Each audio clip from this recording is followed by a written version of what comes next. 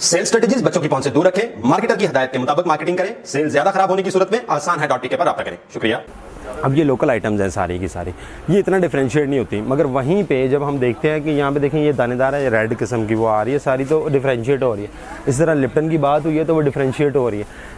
Even अगर आप turn around करें खान साहब ज़रा पिछली साइड के ऊपर, ये देखें ये बिस्किट्स के बेशुमार किस्म के ब्रांड्स हैं, मगर हर ब्रांड जो है वो अपनी ब्रांडिंग की वजह से सिर्फ डिफरेंशिएट हो रहा है प्रॉपरली। देखें अलग अलग नज़र आ रहा है कि रियो है तो वो रियो का एक पैटर्न है, इवन वो स्ट्रॉबेरी वाला देखें तो वो एक अलग से पैटर्न है, चॉकलेट वाला देखें वो अलग से एक पैटर्न है।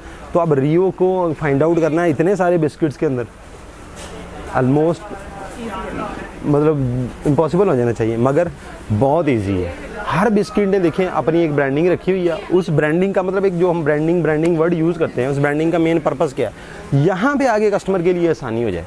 क्योंकि अगर आपका कस्टमर यहाँ पे कंफ्यूज हो गया ना, यहाँ पे इसके लेफ्ट राइट में बहुत सारी चीज़ें पड़ी हुई हैं, इट्स अपॉन यू कि आपने अपने आप को डिफरेंशिएट कैसे करना है, आपने अपने आप को अलग कैसे दिखाना है।